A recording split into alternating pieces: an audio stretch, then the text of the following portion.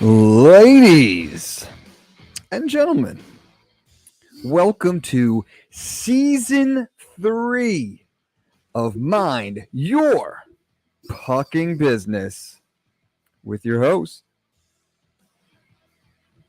Jeffrey Krentzman. Thank you for that, Dougie Sticks. Great intro there, as always. Coming to you from the beautiful studios of Undefeated Media here in Bergen County, New Jersey. This is the Mind Your Pucking Business podcast brought to you by our good friends at the Bamboozle Project, as well as Allied Construction and Roofing. We thank them for their sponsorship, as always. This is episode number 83 on the Spanish dial for those using the SAP feature, Ochenta y Trace. We welcome you to the program. See? You can send your questions at any time to mypbshow@gmail.com. Or the other way that has become ultra popular for getting your questions to us is through DM on Instagram, on our Instagram page. Ultra popular, not just popular, ultra popular. You like what I did there. So Yes. You can send us your stuff there. You can tune into the show on camera feed if you want to see us for some reason on YouTube, or you can also tune in on Spotify, iTunes, and Facebook. So this is today, episode 1 of season 3. We started this podcast 2 years ago. If you watched episode 1, which you would have to, go back in your memory bank to do that, you will notice that the studio setup back then was different. We've evolved. There's a lot of different things, but we're excited to be here for season 3 of the Mind Your Pucking Business podcast. So it's episode 83 overall, but it's actually episode 1 of season 3. 2 years ago, as I mentioned, when we started, we kind of had no idea what to expect. I don't think we didn't know what we were doing then. We still don't know what we're doing now. We just cover it up better now. We've gotten better at that. But we thank you for your support over the years, the 2 years. And we also are thankful for the sponsorship and for support. I'll give you an example. I was just literally telling you before we went on that over the weekend, I saw someone and they said to me, "Hey, man, I loved your take on Trouba being the captain. I saw the Instagram clip." So we appreciate the support. We appreciate you tuning in. And hopefully we'll be able for season 3 to bring you whatever you liked about season 1 and 2. And what you probably liked about season 1 or 2 was the fact that we had winning records with our weekly picks. They are back on the show later today. Yes. As the NFL is back this weekend.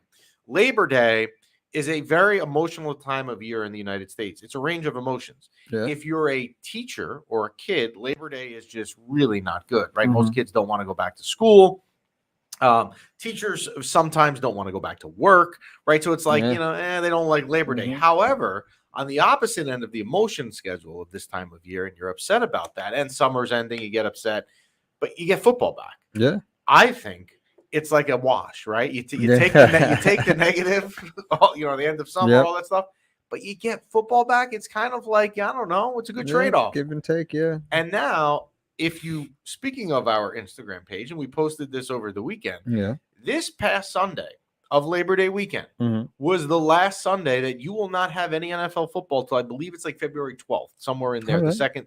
I mean, that's phenomenal, right? You now know you are locked and loaded with your chicken wings and your fantasy football teams and your bets and DraftKings that every Sunday. Yes. So you know what? Go back to school. We'll take football. I'm fully occupied from now until my pregnant wife has our baby, which is actually February 2nd. So I'll literally be occupied the entire time while she's on the couch crying and moaning. You can tell your wife. I mean, if this isn't comfort for any pregnant woman, that, honey, I have good news. The rest of the time you will be pregnant every single Sunday. Football will be on for you. The next time there will not be right football, next to you on the couch watching football. The next time you don't have football, as depressing as that'll be, the baby will already be here. Yeah. There you go. So one other thing I want to mention, our summer schedule. Someone mentioned this to me a couple weeks ago. I think I told you. Summer schedule's already out? No. Our summer schedule here for taping of the Mind Your Pucking Business podcast. I want to explain why it was the way it was. Okay. In the summer, there's not a tremendous amount of hockey, right? There's not. I mean, other than free agency frenzy, there's not a lot. And obviously, there's not a lot of football. Yeah. So a year ago in 2021, we had this good idea, and I think it worked well, where we had Curbside Confections, Fitness with Friends, this kind of small business spotlight series come in, which was good. We had kind of intended to do that again. We actually had businesses reach out to us in the spring about it and said, and I had them all lined up. Like I knew who was going to come on and everything. And then I have a regular job and I travel and you travel and you got hurt. So Next year, we will bring back the summer spotlight small business. We can sneak a couple in. We can sneak a couple in during on the that season. Sunday that you don't have football. Yeah, we'll do that, even though hockey will be in full gear by then. So hockey, actually, training camp will open for the Rangers at the end of next week, and hockey will ramp up very quick. The one thing about hockey in terms of their schedule and preseason is very different. Football is dragged out. It's 6 weeks long. It takes forever. There's preseason games over 4 weeks. Hockey doesn't do that. There's about a week in training camp. Mm-hmm. Then you have a week and a half, 2 weeks of games, and then you're right into the regular season. So the Rangers will actually play their first preseason game, and this is crazy to think, in less than 3 weeks on the 26th against the Islanders at home. But they actually will play 6 preseason games in 2 weeks and then open the regular season just 2 weeks later on October 11th. So you're actually not that far away. That's crazy. Yeah. The season starts October? October 11th. That's like right here. So it's not, spring training in baseball is a month and a half long. Yeah. Basketball's like hockey. It's short. But if you compare it to baseball or football, the hockey preseason, it's like you get a taste of it, and then all of a sudden you're here. Yeah. You get the second you get used to preseason hockey, preseason's over. You're right in the middle of games. So it seems on the Ranger front, there's not a lot going on. We're going to be more NFL focused today. But on the Ranger front, it seems like when we were here last time and I talked about Trouba being captain and people kind of lost their mind, that whole debate, at least in like the social media world and some podcasts that I listen to, it's totally calmed down. Like people went nuts for a little while. And then it seems now that everyone's okay with it. We're going to move on. Or if they're not okay with it, they learn that, like I said when we were on last, it's not that important. It doesn't really – it matters, but it doesn't matter that much. The Rangers are not going to win the Stanley Cup, whether it's Jacob Trouba as the captain or Chris Kreider. It's not going to come down to that. Yeah, so, it's a team effort. Thank you. You can't – there's no I in team, Dougie Sticks. There's no I in team. The one move that I would be curious, and someone asked me about this on Sunday this weekend, as to what the Rangers are doing, and I agreed with him when he asked me, was why have they not signed Tyler Mott, who still remains a free agent? He would be a perfect fit. You could obviously fit him in the cap because he's a fourth-line guy, so they have the room to sign him. He was an excellent penalty kill. He was a good presence there. So I would like to think the Rangers are going to re-sign him, but at the same time, if we're getting to September 6th here, and he's been a free agent for 2 months, there's a reason they haven't signed him yet. I'm not sure what that is, but we'll see. And training camp, Tyler Mott will get invited somewhere. Let's hope it's to Tarrytown, New York, where the Rangers facility is. So shifting gears here, I'm happy that, as we've talked about already here in the first 7 minutes, that football is back, right? I mean, this is just, there is no sport. I will also say this. I love hockey. Yeah. Obviously, this is called Mind Your Pucking Business. We are a hockey show first. There is no, and this isn't even close. If you look at the 4 major sports, baseball, basketball, football, and hockey, there is no sport that when it comes back, people get so into it and just jazzed up than football. I mean, it isn't even close. Well, you don't like tailgate any other. You don't really tailgate any other sport. Maybe baseball, but you can't really tailgate at hockey. Yeah. Well, I mean, if you're it's kind of cold. A Ranger fan, hockey and basketball, it's kind of cold. Yeah. So you can't do that. So, but at least here, it's the return of the sport that is the most impactful by far. And right away on Thursday night, we start with the Rams and the defending champion Rams against the Buffalo Bills. So right away, you get like a little tease now on Thursday of one game. You'll have your Sunday action. Your Sunday night game is good this week, Tampa at Dallas. And then you actually have 2 Monday night games, which is the new kind of fit. Yes. Isn't that a little telling that the Rams are playing the Bills? Because normally you have the Super Bowl game being the first game of the season. Well, no, it has to match up. So the Rams, the way it works is the defending champion always gets the Thursday night home game, which is where it is. Yeah. Then the NFL will look and see who the Rams' home opponents are and put a good game in there, which in this case is Buffalo. They got it right. They're not playing Cincinnati this year, so they can't beat Cincinnati. They're not playing the AFC North. Gotcha. That division, the NFC West, is playing the AFC East. So they got it right. I mean, they really did, you know, with the options that they had. I mean, that could very well be the next Super Bowl. It could be. And we're going to talk to someone who I think has some insight as to if that will be the next Super Bowl. We're going to bring in our friend, and he hasn't been here in a while because of the lack of NFL, and that is Paul Farrington. Let's bring Paul in, who is joining us today on the first episode of Season 3. How are you, Paul? Good, guys. Can you hear me? We can hear you fine. Welcome back. Wonderful. It's been a while. Season 3, I'm excited, guys. The best sports show, Northeast Jersey. Bring it nationwide. Thank you. Well, I appreciate that, and we thank you for coming back and being with us. I'm sure you'll be here a lot. You are kind of our go-to guy for NFL. So, and there is a lot to talk about. Now, do you agree with me? I just thought of this idea a second ago, but I stand by what I said, which is that there's no, out of the 4 major sports, when football comes back, it's the most impactful return of any of the 4 sports, right? There's more buzz about football coming back than any of the 4 when they start. Yeah, and I think you guys are right saying football games are an event. Like when you get ready to go out to a game, it is an all-day affair from 9 a.m., 7 a.m. You start your tailgate straight through to the end of the night. And one thing that football has that you don't see in baseball or basketball, everyone thinks they can win at the start of the season. You don't see that belief in other sports where right now I'm sure you guys are excited for the Giants. Maybe not as much as some other people I've heard, but everyone thinks they have a chance. Everyone's quarterback as an MVP candidate. It's really the only sport where you have that hope for among the entire league. It's a good point. And I think part of that reason, Ball, is you have 17 games, right? In baseball, if you're not good, you got to mask it for 162 games. It's hard to do that. Yep. In football, you get a couple breaks along the way. You know, the team that you're playing week 8 that's supposed to be really good, its quarterback gets hurt the week before. All of a sudden, you have a chance to win a game. You know, crazy things happen, you know, every year. Like, who would have thought last year Tennessee would have been the one? I mean, if we had this discussion a year ago, we would not be picking Tennessee to win be the 1 seed in the AFC. So you never know. There's always teams that come out of nowhere that surprise, and there's always equally teams that disappoint. So you're right. There's a feeling of hope, right? Like the season hasn't started, we haven't lost yet, and I'm going to be into it week 1. But yeah, and every single year I fall for the trap. Every single year. Well, hey, I mean, look, you do have a good wide receiver up there at Minnesota, which we'll get to in a minute. All right, so let's start here. We're going to do – here's what I want to do, Paul. We're going to go through both conferences. We'll go through the AFC. We'll go through the NFC. And then what we're going to do is I'm going to put you on the spot, and we're all going to make Super Bowl predictions, which is so hard to do.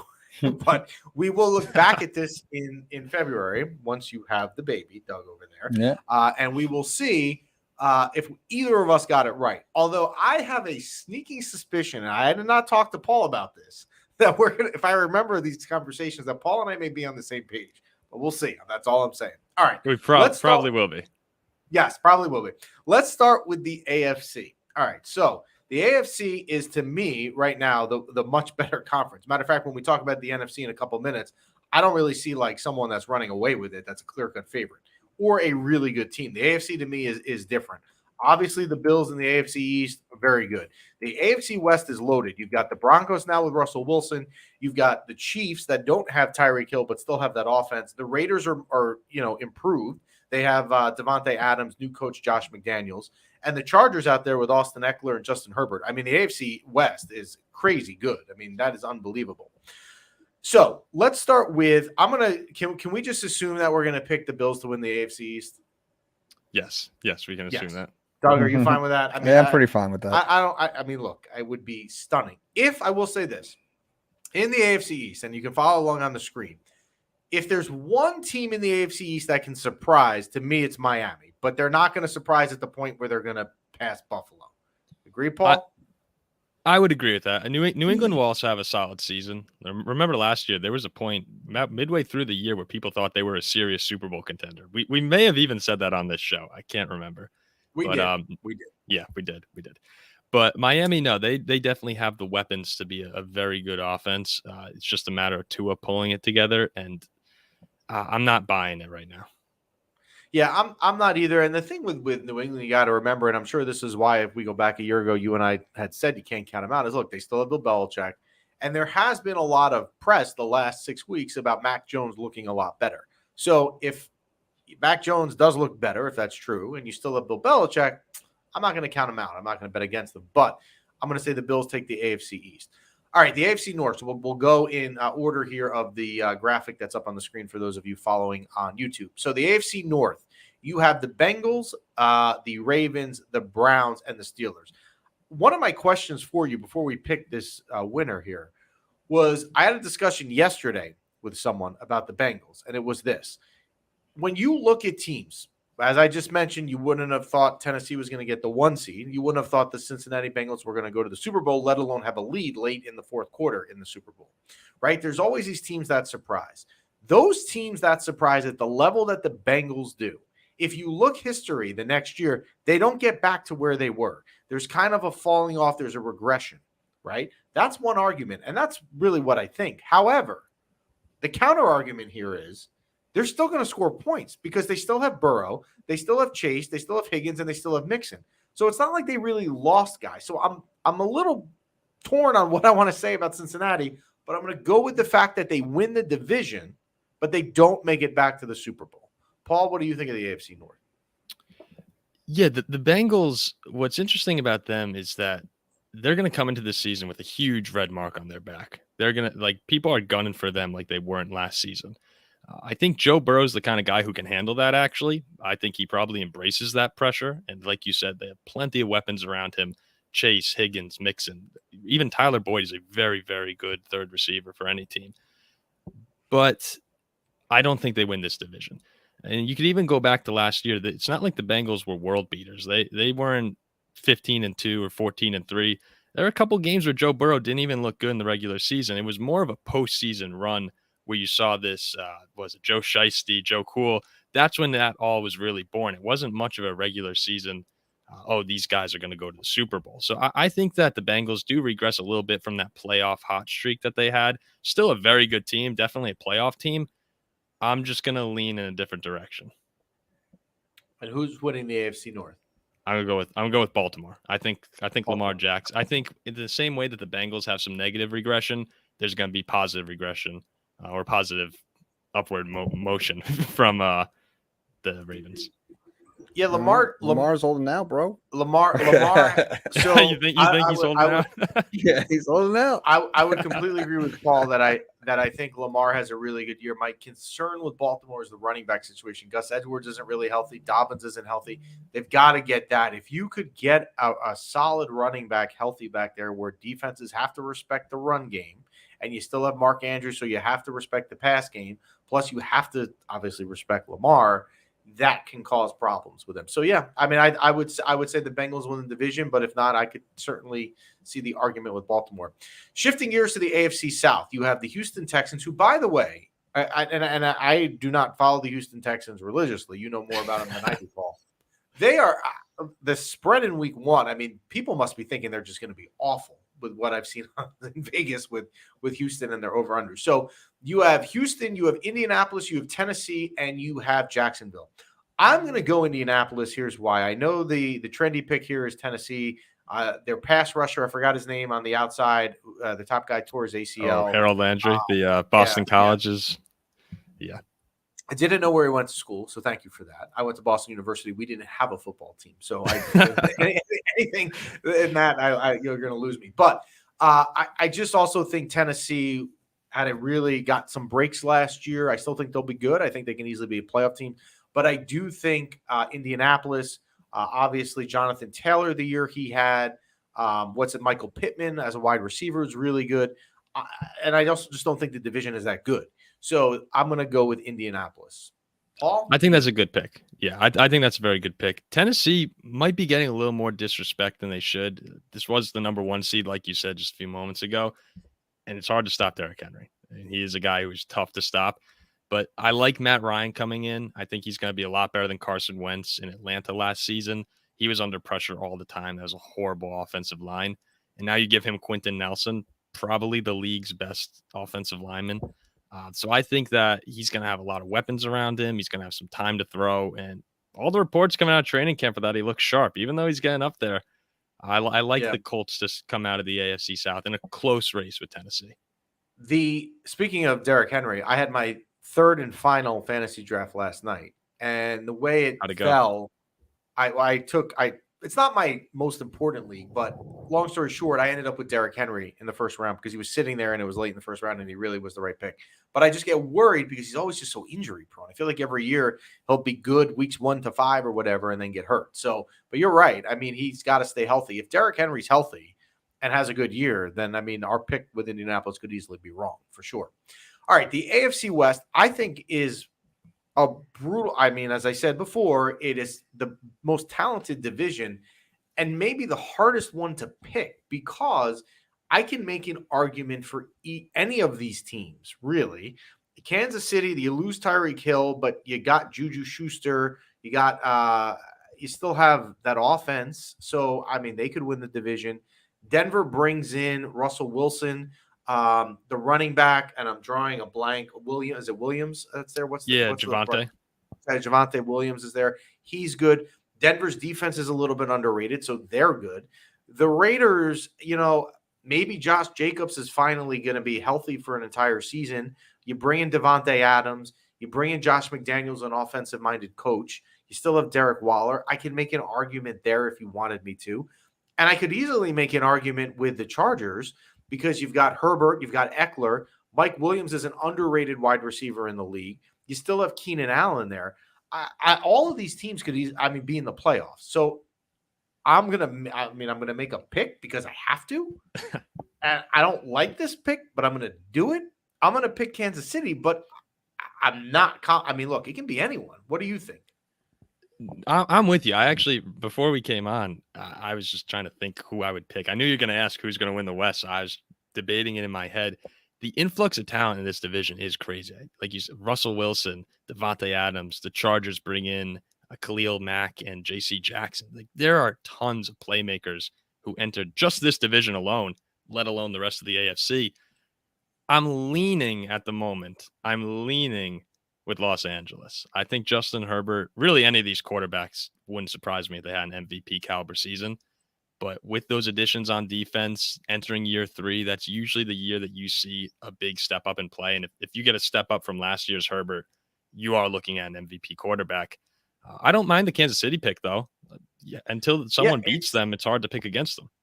And I can't remember a division in recent history that at any given time had that much talent in one division on every team. Denver, I just it'll be a fun division to watch. And you actually get, I believe, week 1 this week. You get the Vegas and Chargers right away. So these divisional games are going to be great. So we will see. And the Russell Wilson story is fascinating, right? Just on its own as to how he's going to do in Denver. Oh, yeah. It's going to be so much fun to watch that. But I have a weird suspicion about Vegas. I really do, Jeff. And I'm not sure why, but that Devontae Adams to Derek Carr connection, they were playing New England a couple weeks ago in training camp, and apparently he just lit them up. New England got curb stomped by Vegas.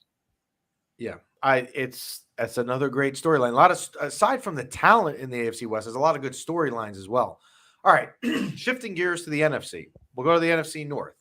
So we're going to have you not take your Homer hat off here. So we have Chicago, Detroit, Green Bay, Minnesota. Before I make my pick, I want to say one thing. There's a team in this division. I don't usually do, and I'm not advising anyone to do this like I do. My weekly picks, I like. Do you know where I'm? Yeah, where am I going? Are you going with? Are you going to talk to me about Detroit right now? Okay, I'm going to go. I'm going to finish. Over unders. I love the Detroit Lions. Yeah. Here we go. I didn't even know this was a thing. I thought I was on my own for thinking this. I guess this is what they're giving him so many points. No, Detroit. I love Dan Campbell. Yeah. Again, Paul. Let me clarify. I'm not picking Detroit to make the playoffs. I'm not picking them to win the division. You're gonna my division. I know. We didn't talk about this before the show. And right, you didn't even know we were gonna ask. And Detroit lost so many games last year that were close, right? They lost all these close games. If I remember correctly, they lost in like a last-minute field goal at home to Baltimore. And their schedule's not bad. Yeah. If I was betting over unders, which I'm not, so I'm not doing it. I'm just saying I think Detroit may surprise people. But in this division, I am picking my first overall draft picks team in my important league, the one that I care about, and that was Justin Jefferson, because I think that offense is going to be really good. I think Kirk Cousins will have a good year. If Dalvin Cook's got to stay healthy, I'm picking Minnesota. But I'm not. And Green Bay, I understand they still have Aaron Rodgers. I get it, and that's a fair argument. But when you take away his number one All-Pro weapon, there's got to be. It's got to affect. I mean, he can't tell me that it's the same team because it's not. I'm taking Minnesota. Paul, wait. Before Paul goes, I'm going to defend you. Okay. Have you watched Hard Knocks?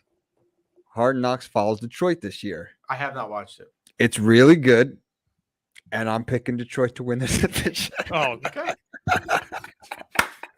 It's so, dude, it's good. It's a good season. Dan Campbell is awesome. it as a better be coach good to if you're watch. picking Detroit. it's a real good season.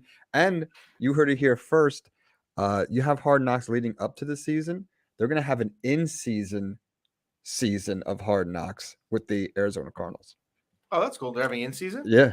I did not know that. All right, Paul. November 9th. So, Paul, give us the let's see here who you're picking in the NFC North. All right, and I don't think you're making bad points on the Lions. There's been a lot of Lions hype that's been building up lately. At least from the media that I just want to say, can I clarify one thing on that? I haven't watched Hard Knocks. I was big on I'm sure like a lot of the recent hype is because people are watching them on HBO. I would have told you this back in July if I had you on. But go ahead. No, there's a lot of talent in that offense. There's a lot of good receivers, and when Jameson Williams finally gets healthy, he's just going to add another dimension, another threat for Goff. I think they come in third. Chicago is a complete dumpster fire. They're going to be horrible, but Cole Kmet is a solid fantasy sleeper for anyone out there. This is a 2-horse race. It's going to be the Vikings or the Packers, and I do think there are a lot of problems with the Vikings, especially in their secondary. It's very young outside of Harrison Smith at cornerback. It's very young in the secondary with outside of Patrick Peterson and Harrison Smith. But I like their offense. If their offensive line can hold up, which it hasn't done in 5-6 years, but their offensive line can just be average. The offense should be very tough to stop because Justin Jefferson is going to threaten 2,000 yards this season. Adam Thielen's underrated, and Dalvin Cook is one of the best running backs in the league. So I'm going to go with the Vikings. Would surprise me at all if Aaron Rodgers and the Packers go 14-3, 13-4, something like that. Absolutely not. He's a top 3 quarterback in the NFL. But obviously, I have to pick Minnesota here. Okay. No, we're in agreement. It's fine. NFC East. I also don't know that this is the easiest one to pick, but it's probably picking between 2 teams, and that would be Dallas and Philly, because I know the Giants are not going to get there. Neither are the Commanders, I don't think. I'm going to go, and look, I hate the Eagles, so if you want to say this is a homer pick, that's fine. I don't like the Cowboys either, but I can't stand the Eagles. I'm going to pick the Cowboys. Mike McCarthy knows he's coaching with his job on the line with Sean Payton just sitting there in the wings possibly for next year. Dak Prescott's got to take that next leap. If it doesn't, this is one of those situations with Dallas, like in sports. If it's not going to happen now, when is it going to happen, right? You've got to now take that leap. You got to win a playoff game, all that stuff. I'm taking Dallas in the NFC East. Paul? I like Dallas too. I'm not buying all the Eagles hype at the moment. It seems like Jalen Hurts is everyone's dark horse to win MVP other than Trey Lance. So I like Dallas, but the injury concerns at receiver, they're no joke. Right now you have CeeDee Lamb, and after that, you have Jalen Tolbert. I think he was South Alabama. He's a rookie out of South Alabama.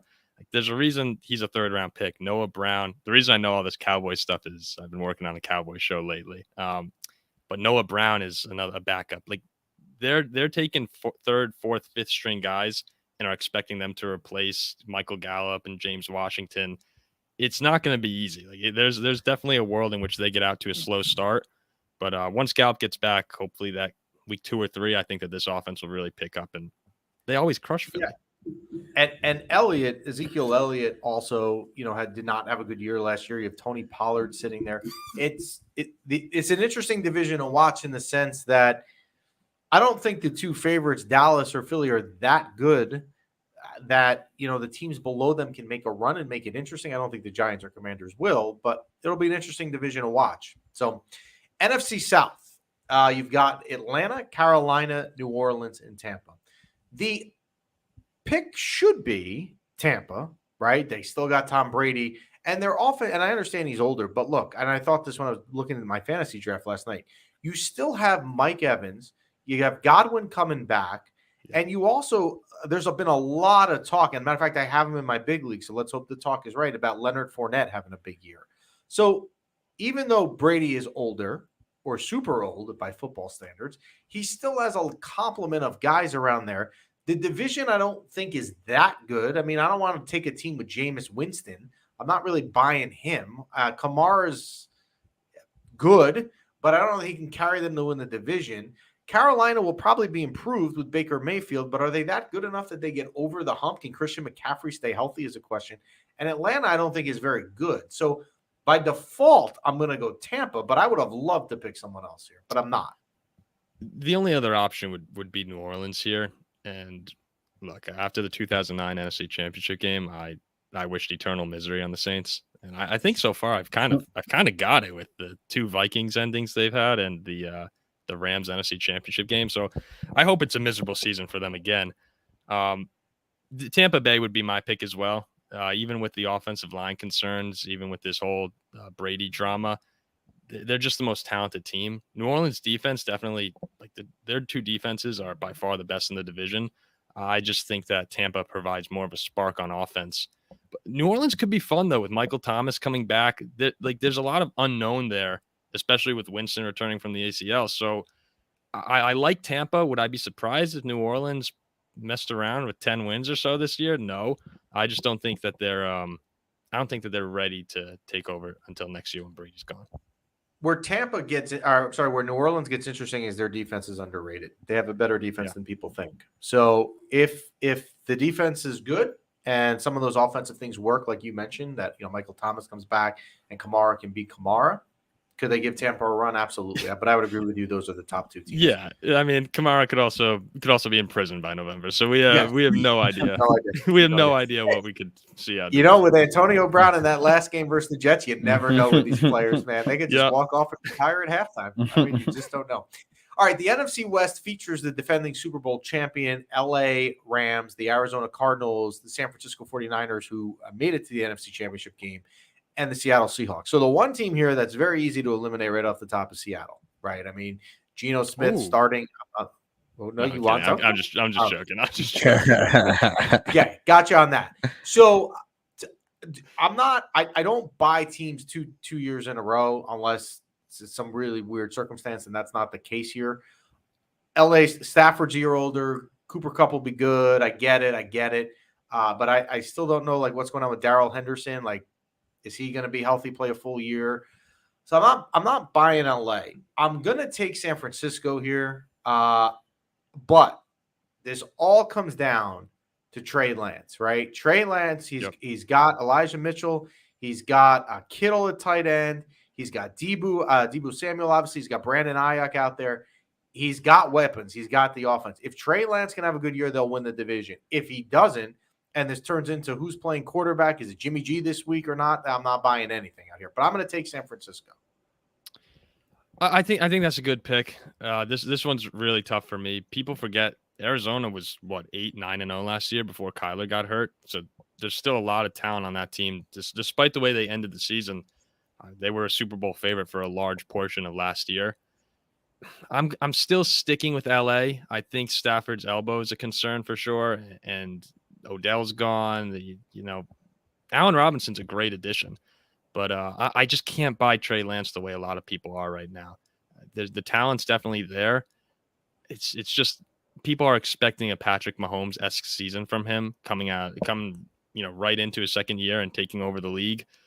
So I'm gonna stick with LA for now. But that San Francisco defense is no joke. And if there's anything that Lance has to lean on, he definitely has a tremendous defense with Bosa and a great playmaker in Debo. But I'm going to go with LA. Okay. So, but a very good division, and we shall see. All right. So now you've got to put on your psychic hat, not the ones that predict the Mega Millions numbers tonight, Paul. I want the ones that are going to predict the Super Bowl. We're going to pick the AFC winner, and you're going to do this too, Dougie Sticks. Yeah. We're going to pick a winner in the AFC, a winner in the NFC, and the Super Bowl champion. I will go first. We'll just keep the same order. I'm gonna go. I'm gonna read Paul's facial expression. See if I'm right. Here, should I take this down then? Yeah, you can take that down. Yes, yeah. We're gonna read Paul's facial expression here for a minute. In the AFC. Yes. See, I'm watching. I'm gonna go the try Buffalo poker Bills. face. Yeah. There you go. I'm gonna take the Buffalo Bills to come out of the division. They are, to me, the best team in the conference. However, as we talked about, there's a lot of other good teams in the AFC. So, and football playoffs are one game. It's not best of 7.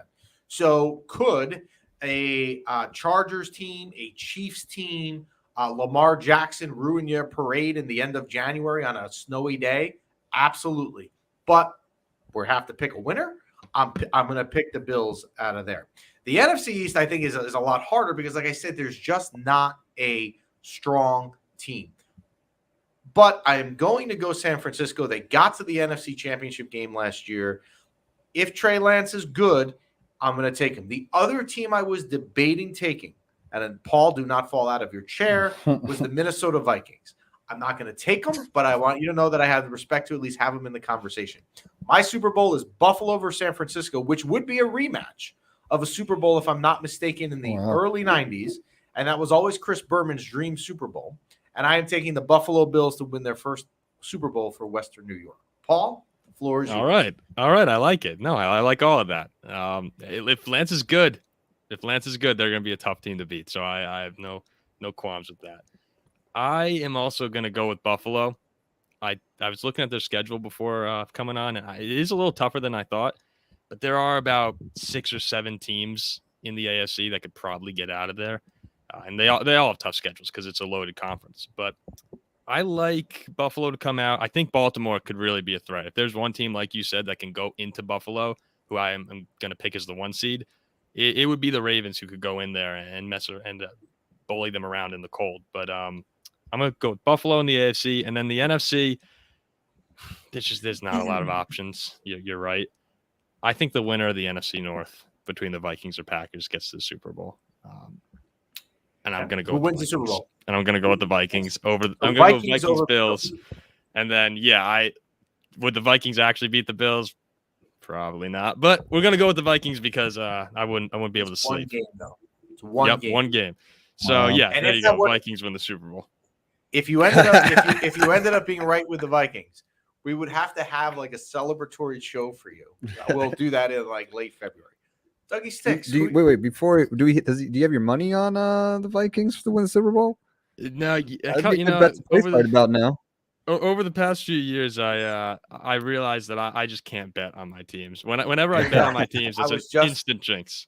I was just going to say, I never bet on the New York Rangers for that reason, because it's double the pain when you lose, right? Your team loses and you lose money. Now, granted, on the other side, it's good, but it's just not worth it, and I'm a kiss of death. Dougie Sticks, who do you like? So, I do like the Bills, but you both chose them. So, I'll be a little different, right? Okay. So, I do like the Bills, but I'm going to say Chargers. And I do like the Rams again. So, I'm going to say there's going to be a Super Bowl in L.A., well, not in LA. Where's the Super Bowl happening this year? I want to say it's Phoenix. Phoenix. So both LA teams. Okay. Battle for LA. Battle for LA. You have a much better chance of a Battle of LA in the Super Bowl than the Battle of New York. I can promise that. Yes. That will not happen. 100%. You can take your money and know that the Giants and Jets will not be facing off in the Super Bowl. Well, Paul, who do you have, Doug? Who's winning? Yeah. I'm going to have to say the Rams. I think the experience. I think the experience will take them over the edge, back to back. But yeah, I mean, I definitely think the Bills are going to be in the mix too. Okay, so Dougie Sticks has a repeat. So Paul, we thank you for returning. We will see you probably, like every other week, every 3 weeks, something like that, as you kind of help us navigate the course of an NFL season. Good luck in Week 1 with the Vikings as well. Don't be too nervous. Yeah, no, we'll see how it goes. Thanks again. Congrats on season 3, and Doug, congrats on the kid. Thank you. That is Paul Farrington. You can check him out at the Paul Farrington Show. Good show to check out. So before we leave, we are happy to announce that we are back with weekly picks, right? Finally. Now, recap. Let me just explain how this works and why we've had, and how we've done for you so far here. We make you money, yeah. We made you money for the last 2 years we've done this. Here's how this works. Yes. We pick with the spread. We're not going to just pick a winner. Oh, the team's 17-point favorite. They're going to win. We pick with the spreads. We make 5 picks every week. Yeah. If we have a winning week, it counts as a winning week in the standings. A losing week counts as a losing week. At the end of the season, we look at our record, and if we have more winning weeks than losing weeks, we've had a winning season. The last 2 years, we have had winning weeks. So we're going to try to get a winning season in week 3. Now, in year 3, knowing that usually the way the cookie crumbles with gambling, it evens out. But we're going to sit here and try and fight it. So week 1, right off the dot, games that I like. Yes. This was the first game I saw that I loved. And that is the good thing Paul left.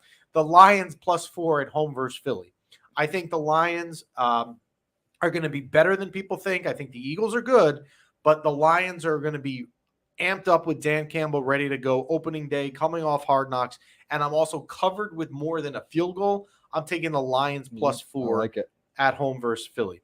The next game, the Bears will be terrible. Paul just mentioned it. He's absolutely right. And I just picked the 49ers to go to the Super Bowl. But I'm going to take the Bears +7 at home versus the 49ers. Do I think the Bears win? No.